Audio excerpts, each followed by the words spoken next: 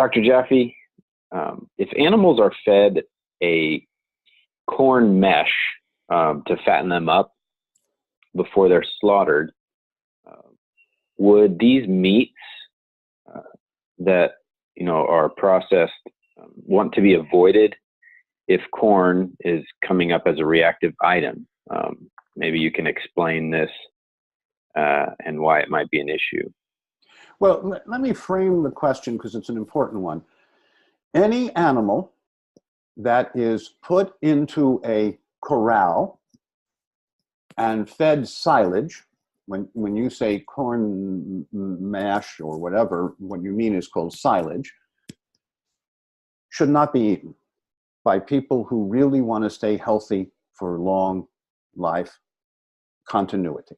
There's lots of reasons for that, but both for ethical reasons, read Taylor Grandin's work, and from a standpoint of health. One of the many reasons that you would not, if you had the choice, consume that animal is because of the corn feeding at the end, which is just to enhance water weight and some fat, marbling, whereas the materials that are available, you can now get totally grass-fed lamb or beef or other meats, some of which are even halal and kosher, and flash frozen, so that if you thaw them once and cook them, it's like being fresh.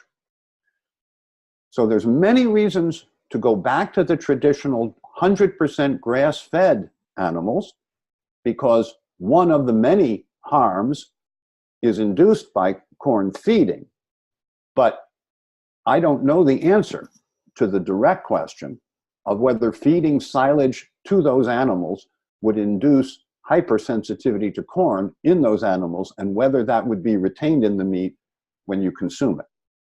But I am clear that I do not consider those commercially rendered animals fit for human consumption for many reasons.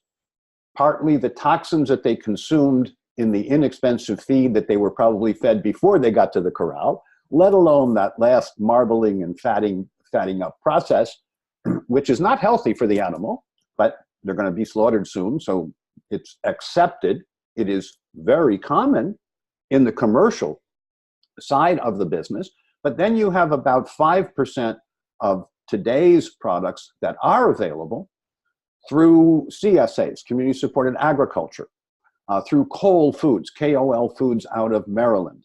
And there are a few others that don't come to mind right now, but what you want is an animal that was humanely fed and slaughtered.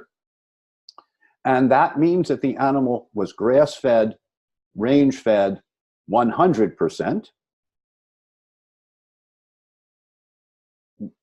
And for many reasons, that corralled feed does not improve the nutritional quality.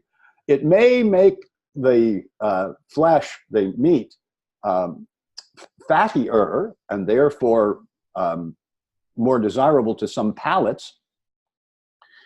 But that, whenever you take convenience or it's easier to cut the fattier meat, and the meats that I occasionally do eat, you have to cook them more gently. They're chewier. They have healthier constituents, micro and macro. And they are more delicious, in my opinion. So my conclusion is, if it's commercially rendered, stay away. If it's totally grass-fed and ethically rendered, it's a choice. And at this point, personally, every once in a while, my body says, I'd like something other than plants, other than a plant-based diet. I'd like something other than a plant-based diet. And I talk to myself briefly, and if we come out in agreement, we have a freezer. It has exactly this kind of material in it, lamb or beef or whatever. And since I'm also kosher and concerned about Islamic standards of of ethical rendering of animals, halal. I think you can get it all together, get a quality product, a much higher value product. Yes, you pay a small premium, but if you eat less meat of more quality, you'll be much healthier. And if you eat more meat that's been corn-fed, you'll be participating in what I think is an ill-designed experiment. And yes, nutrition in America is an experiment. We're in process. And my conclusion is to stay away from processed foods, stay away from foods that have been commercially changed from the way traditional animals are raised and rendered. And when you stay with those traditional forms, like all-range grass-fed animals,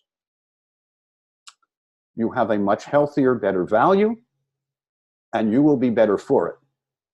If you go for convenience, which includes these marbled meats, if you go for convenience, you're heading towards chronic illness.